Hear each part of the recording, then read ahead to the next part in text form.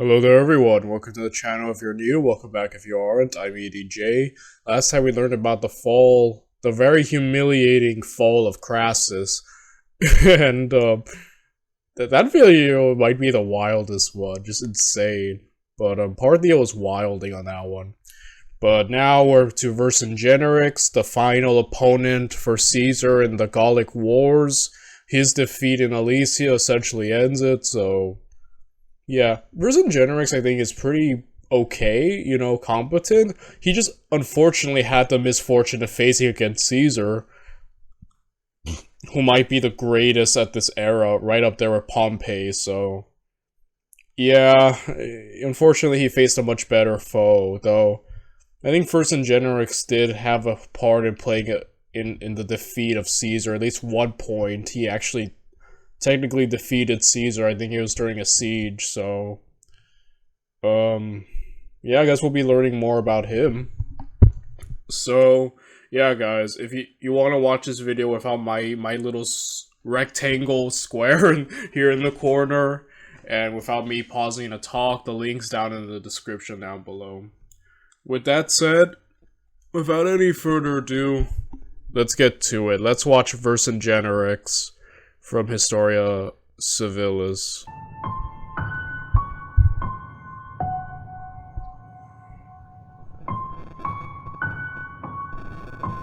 In the dead of winter, deep in the forest, the leaders of some of the largest tribes in Gaul met at a sacred grove. Together, they discussed Ambiorix's revolt from the previous year. Some of those present had supported the revolt by sending fighters or supplies, while others had decided to sit back and see how it all played out. But as we know, after some initial success, the revolt had gone down in defeat. The Gallic tribes had been curious to see whether this would be a wake-up call for the Romans, but it was kind of the opposite. Caesar doubled down and attacked any tribal leader that didn't show him blind loyalty. He indiscriminately killed and enslaved Gallic civilians. It was a brutal show of force. Now, the Gallic leadership was in agreement. Caesar was clearly laying the groundwork for full annexation. The time for secrecy was coming to an end. Together, the tribal leaders swore a sacred oath: Gallic independence or death, nothing else. The tribes would formally unite against the Roman invaders.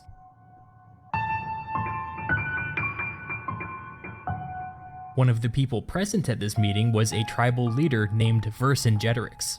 In only a few months, this man would rise to become the leader of a united Gallic army.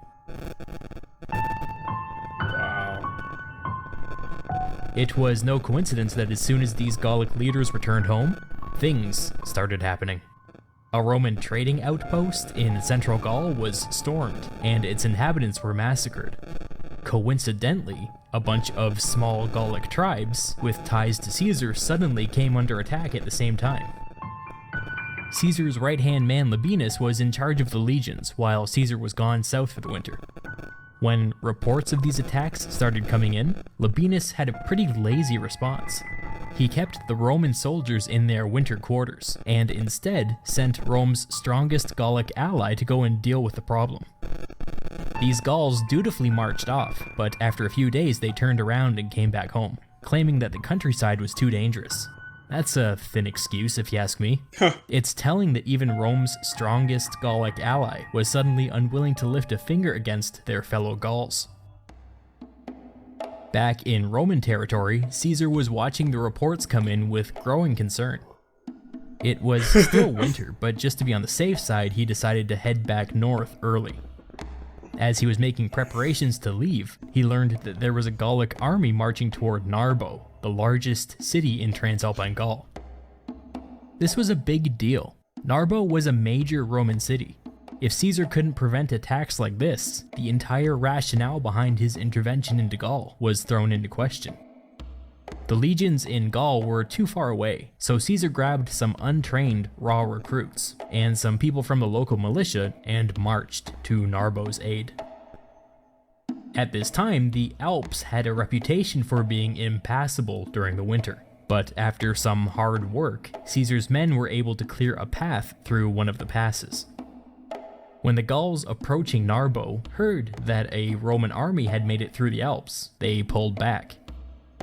Caesar reached Narbo and then sent out his horsemen all over the countryside to cause as much disruption as possible. He hoped that this would convince the Gauls that he had a proper army with him, and not a ragtag group of idiots who couldn't hold their own in a fight. Just to reiterate, 3 things had just happened. First, Roman merchants in Gaul were being rounded up and massacred. Second, Rome's Gallic allies were under attack. Third, the Gauls were threatening Roman territory for the first time in years. These things had to be related. Gaul was obviously on the march, and Caesar was stuck hundreds of kilometers from his legions. Caesar left Narbo behind and headed north, accompanied by only a small group of bodyguards. One of our ancient sources makes a passing reference to Caesar riding through enemy territory disguised as a Gaul. There's no context given to this anecdote, so we don't know when it happened, but I read one historian that makes a convincing argument that it happened here. Anyway, the small group rode with urgency, and after several tense and exhausting days, Caesar reunited with his legions.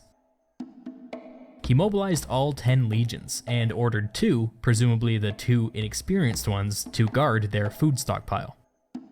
Remember, it was still winter, and the Gauls who usually supplied the Romans were under attack.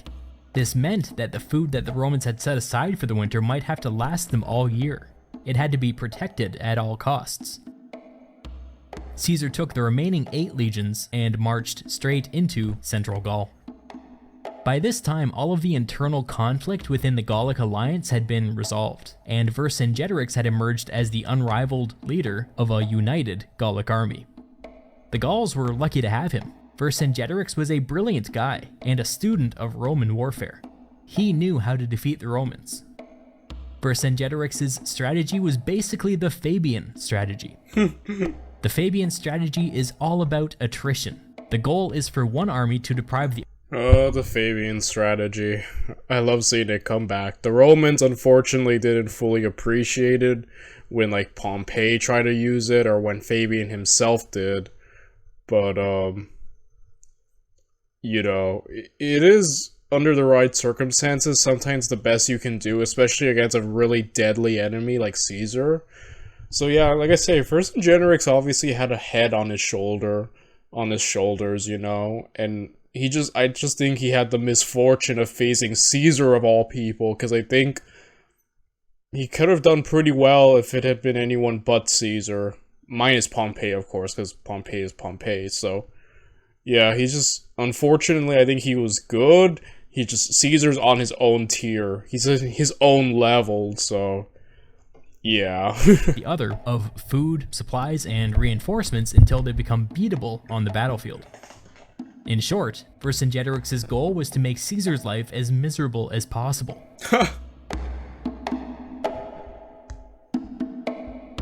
So when Caesar marched into central Gaul, Vercingetorix ordered over 20 nearby towns evacuated.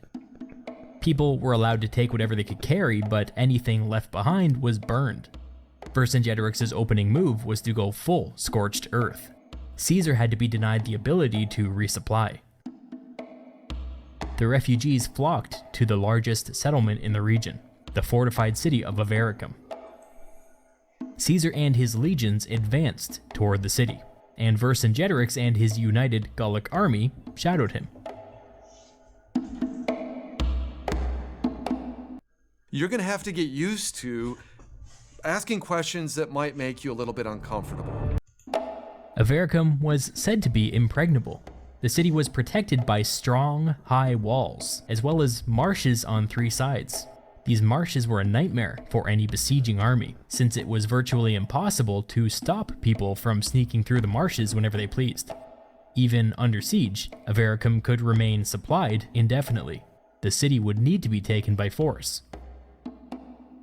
The Romans built their camp on the only side of the city with dry land and settled in.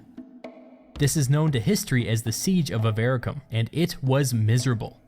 The whole thing would last 27 days, and it would rain the entire time. Caesar ordered his men to begin building 2 siege towers and a gigantic wooden frame, a upon which the Romans could build a ramp out of earth and mud. Once completed, this ramp would allow the Romans to charge up and over the walls of Avaricum. But because of the torrential rain, construction ran into difficulties. At some point during this process, the Romans officially ran out of food. I don't mean they were forced to cut rations, I mean they ate their last meal and then were literally out of food. Vercingetorix really hit the nail on the head when he prevented Caesar from looting those towns. Now, the Romans were beginning the slow process of starving to death, and the nearest food was inside the walls of Avaricum. This was a bad place to be. Caesar sent foraging parties out in the rain and the mud to try and find something edible to take the edge off. When Vercingetorix noticed this, he moved his army nice and close to the Romans, and sent out Gallic patrols all over the countryside, which denied the Romans the ability to forage. Vercingetorix's goal of making Caesar's life as miserable as possible was going great so far. Understandably, this made the Romans pretty upset. They tried to provoke the Gallic army into attacking them, but Vercingetorix didn't take the bait. All he had to do was sit back and wait for the Romans to make a mistake. Now, you may be asking yourself, if Caesar's legions were starving, why didn't he send for the food that he was keeping under guard back east? If Caesar sent for it now, Vercingetorix would do everything in his power to intercept the shipment. That food had to last the Romans all year, and if they lost it now, they would be forced to pull out of Gaul entirely. Still, I think it's reasonable to second-guess Caesar's decision to leave the food behind. If he regretted this, he had plenty of time to sit around and beat himself up over it. But despite their hunger and the relentless rain, the Romans were almost finished construction. Vercingetorix could see this, so he turned to his army and asked for 10,000 volunteers. He sent them around the Romans and through the marsh into the city. With the help of Vercingetorix's men, the defenders of Avaricum began to improve their defenses. As the Roman ramp approached the height of the wall, the Gauls inside of Avaricum began to use wooden planks to extend their wall even higher. It was now a race to see which army could build faster. This back and forth extended the siege for several days. Then, in the middle of the night, the Romans on guard duty discovered to their dismay that their ramp was smoldering and sinking into the ground. The Gauls were getting creative, and after digging a tunnel under their walls, they had started a fire from underneath the ramp. The wooden frame was slowly starting to cave in on itself. Very clever. Without warning, the Gauls burst from the gates. They were carrying torches and buckets of tar. They started to set all of the Roman siege equipment on fire. If they could completely destroy the ramp tonight, the Romans would be done for. The Romans on guard duty quickly pulled the siege towers back to safety, and then rushed forward to defend the ramp. The rest of the army was roused from sleep and scrambled to help. The two sides spent the rest of the night fighting for control of the ramp, with the Gauls setting fire and the Romans frantically putting them out. It was chaos. When the sun rose the next day, the ramp was singed and sagging but still functional. The Romans spent all day patching it up and raising it the last couple of feet. By the time the sun set, they were finally ready to begin the assault. The next day, the rain was horrendous. The ground turned into one giant puddle, and every soldier had to fight against the thick, nasty mud with every step. No sane person would take an army out in this. Caesar decided to go ahead with the assault anyway. Remember, the Romans were starving to death. They couldn't give the Gauls another opportunity to destroy their equipment. They had to go now. The Romans fought their way up the ramp and onto the walls of Avaricum. Apparently the Gauls were not expecting an attack in this kind of weather, but nevertheless they rallied and fell back to their second defensive line down on the streets. Instead of following, the Romans stayed up on the walls and spread out, eventually surrounding the defenders down below. Every Roman legionary carried 2 javelins, and this was a pretty good time to use them. The Gauls down on the streets could see that escape was no longer an option. After enduring an onslaught of projectiles from the Romans, they started to lose hope. Many ran off to hide in their homes. The Romans came down off the walls and easily crushed the remaining resistance. Then the legionaries roamed the streets and indiscriminately slaughtered civilians. Virtually all of the city's inhabitants were killed.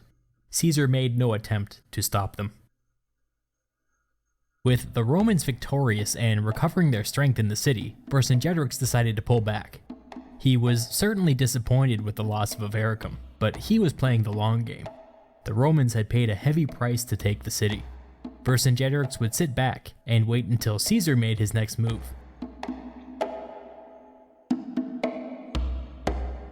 It was now officially springtime, and with Vercingetorix's army out of his hair, Caesar was finally able to send for the 2 legions back east, and the food that they were guarding.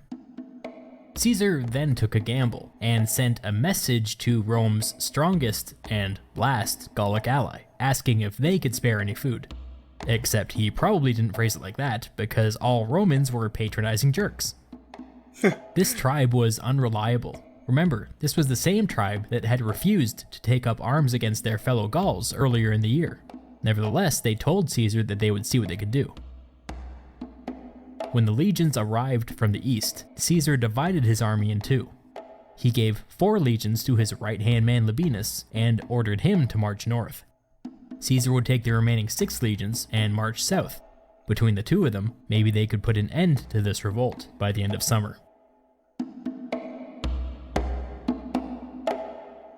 To the south, Caesar's main target was the Gallic city of Gergovia. This was Vercingetorix's hometown and the capital city of his tribe. If the Gauls lost here, it would be a huge symbolic defeat.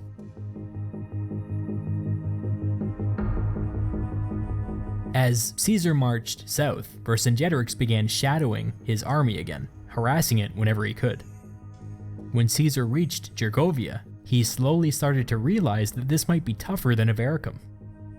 The city of Gergovia had strong walls and was located on a giant raised plateau surrounded by hills. On the slope leading up to the plateau sat Vercingetorix and 30,000 of his closest friends. Remember, Caesar's food situation was still a problem. They had their supplies from the east, but if that was going to last, it had to be supplemented by looting and foraging. They couldn't afford to just sit around for the whole summer. They had a food shipment on its way from their Gallic allies, but these guys were unreliable, so who knew when they would show up? All things considered, they would probably have to storm the city like last time, which was risky. But before doing that, they would have to fight this Gallic army standing in their way. Uphill. Yeah, this was going to be ugly.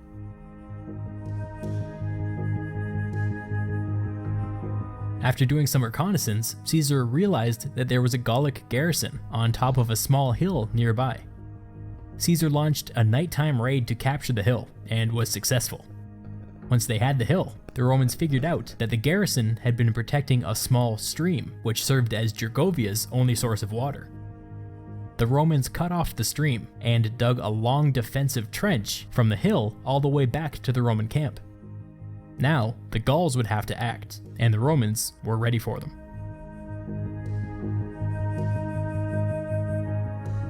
But then, a messenger arrived from the northeast.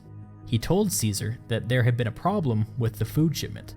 The Gallic tribe that was going to deliver it, Rome's last Gallic ally, had turned on them without warning. They were massacring any Romans they could find.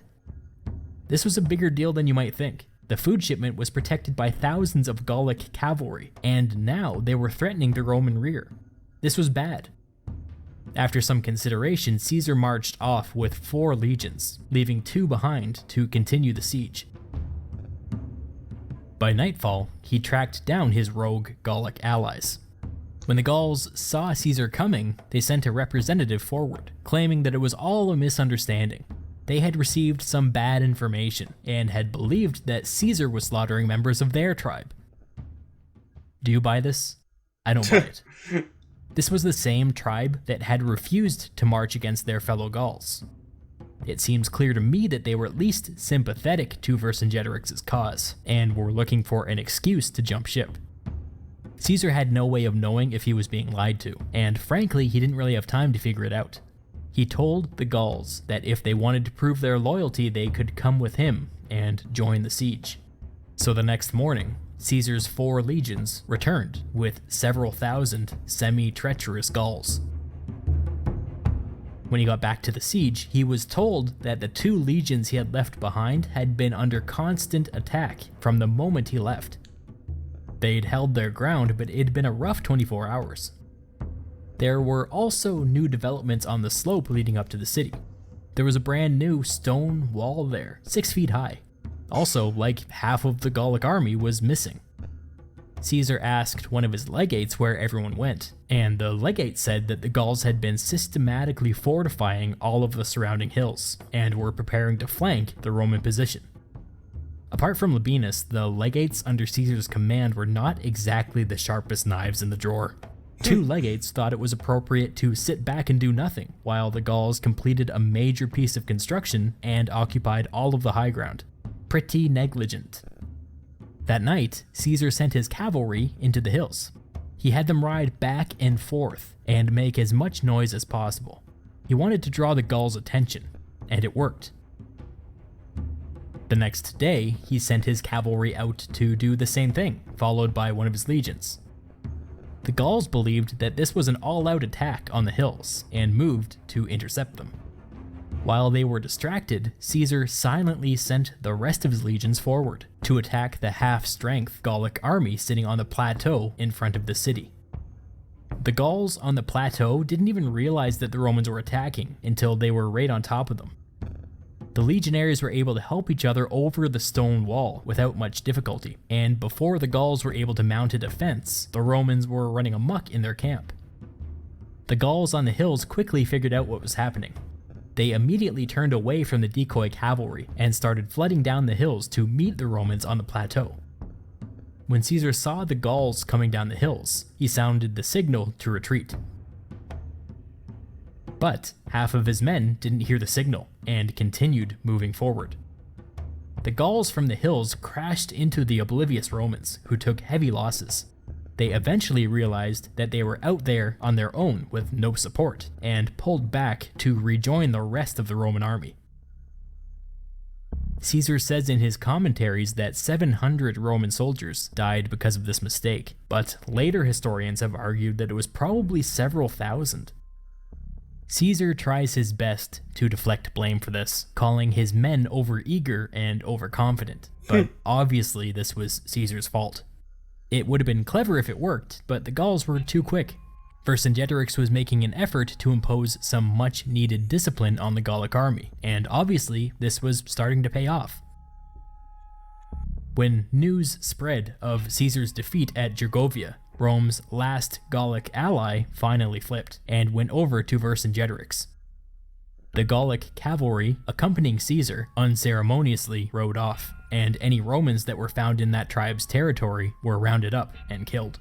Dang. Gaul was now unified in its opposition to Caesar.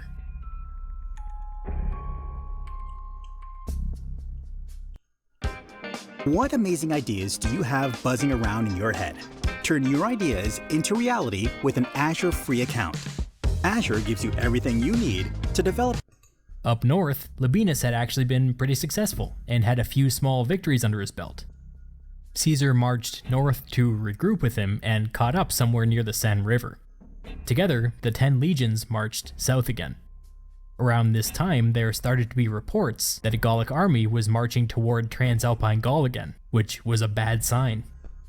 Caesar decided to ignore these reports and focus his attention on Vercingetorix and his army. As he was marching south, Caesar sent ambassadors to a bunch of German tribes, politely asking if they would loan him some cavalry. Kinda hypocritical on his part, since whenever the Gauls did this, he treated it like a war crime. Some of these tribes were still interested in staying on Caesar's good side and were glad to help. We don't know the exact number, but maybe a couple thousand horsemen crossed the Rhine to join Caesar's army. While this was going on, Vercingetorix leveraged his victory at Gergovia to squeeze an additional 15,000 cavalry from the tribes under him. Vercingetorix had an idea. He wanted to use some of his new cavalry to overwhelm Caesar's column as it was marching south. He selected his cavalry and made them swear an oath that they would not return home until they had ridden twice through the Roman column. The Gauls found Caesar's column, and before the Romans even knew what was happening, they charged. They attacked in 3 large groups, and the Romans responded by frantically getting into 3 impromptu squares. To their credit, the Roman infantry held their ground against this wave of cavalry. Caesar's new German cavalry was significantly outnumbered, but they were able to use the Roman squares as protection, behind which they could launch hit-and-run attacks. The Gauls suffered more losses than they had expected, and after a time, they pulled back.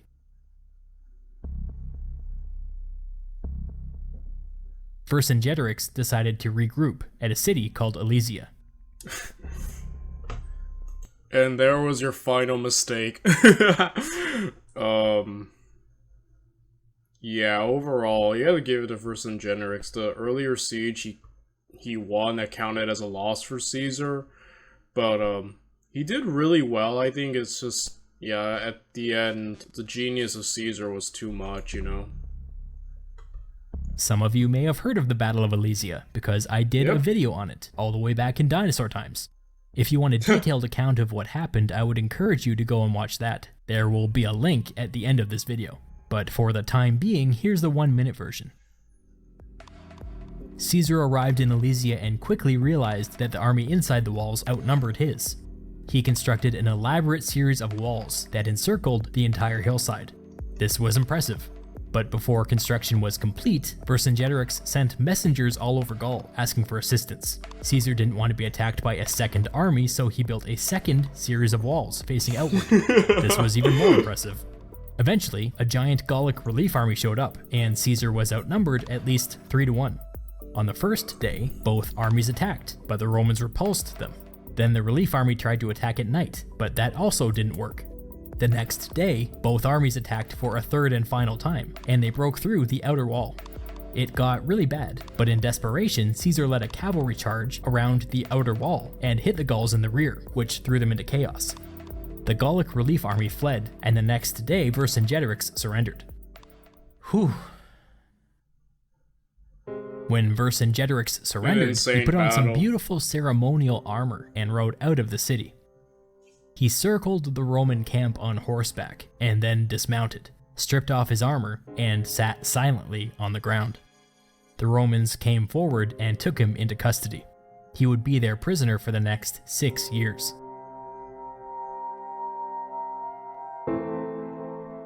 Over the course of history, Vercingetorix's status in the popular imagination has evolved. For a long time, he was considered a minor historical figure, who briefly had his moment in the sun. And then, with the invention of nationalism in the 19th century, French artists began to look back for hints of their national identity in the ancient world. What they discovered was somebody who led a war in the defense of liberty against that tyrant Julius Caesar. That's how we get paintings like Vercingetorix by Henri Paul Motte. He shows us Vercingetorix's surrender in front of a French landscape destroyed by the Roman war machine. The Romans in the foreground look sickly and pale, while Vercingetorix sits defiantly atop his horse in golden armor. His hair blows in the breeze like some kind of Greek hero. Blood and discarded Roman weapons litter the ground at his feet. In the distance, we see Caesar menacingly watching on from some kind of makeshift throne. And here, we get another version of the same event, with Vercingetorix throws down his arms at the feet of Caesar by... Yeah, the paintings surrounding Vercingetorix are very beautiful. Like I mentioned in the Kings and Generals version, this painting right here might be one of the most popular historical paintings of all time. I remember seeing this when I was a child, so this image has stuck with me. And may have been even my first, like, earliest memory of Rome, so yeah, this definitely does stick with me.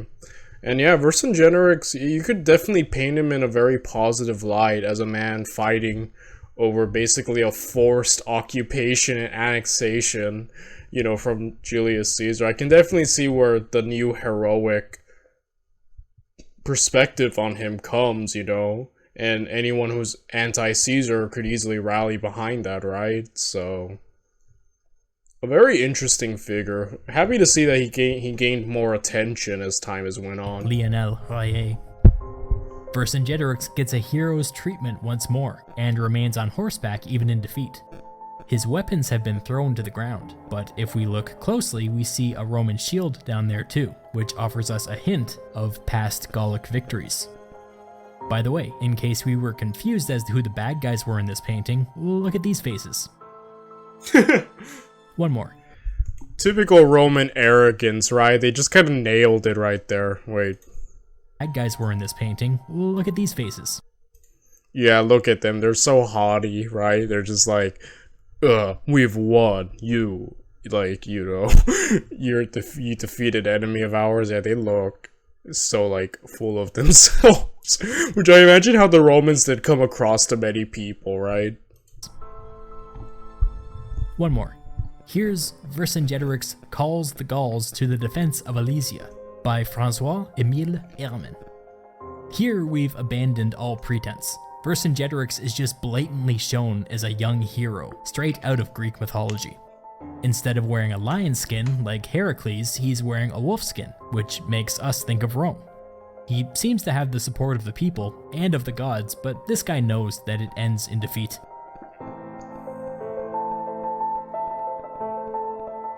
Speaking of Vercingetorix's defeat, once news of it spread throughout Gaul, most of the remaining Gallic armies disappeared, including the one marching toward Roman territory to the south. Every tribe in Gaul sent ambassadors to Caesar, officially offering their surrender. The Romans were going to be in Gaul for the foreseeable future. The next year, some of the survivors of Alesia regrouped at the city of Exilidunum in southwestern Gaul, where support for the Romans was— This is me every time a new video title pops up and a new name, and I'm like, oh boy, I'm gonna have to try to pronounce it. So I felt that on a spiritual level. the weakest. The Romans besieged the city for most of the year, and eventually figured out how to poison the water supply, after which the Gauls surrendered.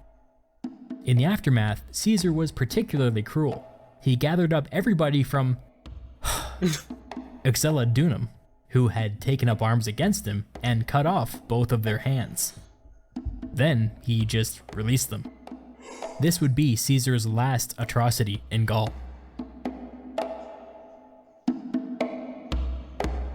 As we wrap up, I just want to take a moment and talk in general terms about the Gallic Wars. The whole thing took place over like 8 or so years, and it might have been the most disruptive thing that ever happened to the region. Plutarch makes the claim that over this period, the Romans killed 1 million Gauls and sold another 1 million into slavery. Some estimate that this could have accounted for 1/5 of Gaul's total population. The demographic consequences of this cannot be overstated. It would take centuries for Roman Gaul to return to its pre-invasion population levels. Some historians argue that the best way to describe what happened during the Gallic Wars is to use the word genocide. The use of that word makes others upset, but Yeah, I've heard many people just called it straight up genocide, that Caesar genocided the Gauls, Caesar committed genocide. The word genocide is used a lot in reference to the Gallic Wars, you know, from what I've researched, so... I don't think there's any question that Caesar deliberately targeted specific Gallic tribes for the purpose of making them cease to exist. He deliberately destroyed Gallic demographics. If that's not genocide, I don't know what is.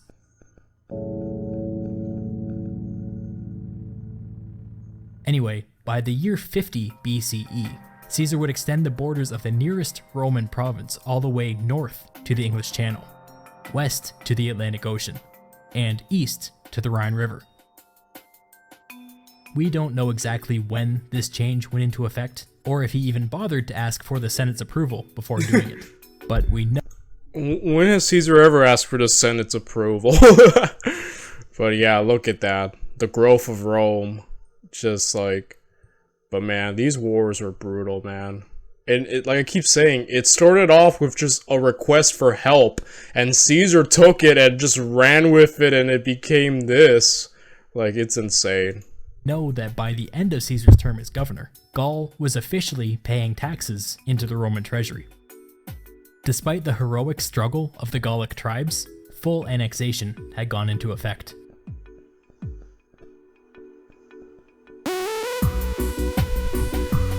And we are done there. We will be looking at the specific video he made regarding Alesia next time. But yeah, I know this is a very strong point of contention, and a lot of anti-Caesar, people, even including Historia Civilis, definitely point this as like one of Caesar's worst things ever, And yeah, just warfare back then was brutal, because people just went around conquering. Like nowadays, like a lot of nations are pretty much established, but back then it's just like people would just come, let me just take it, conquer, we're stronger. So, Rome definitely obviously showcased that, and they were better at it than everyone else. But yeah, overall very brutal thing. And yeah, I definitely have a sympathizing viewpoint of Vercingetorix as someone just fighting. I don't know everything about the man, so I don't know how much that'll change once I do my own research on him, though obviously from this telling, you can definitely see why Caesar has there are a lot of people against Caesar, and I get that for sure. And yeah, we'll be looking at the specific Battle of Alesia next time, so I'll just end it right here, and I'll see you all next time. Bye everyone.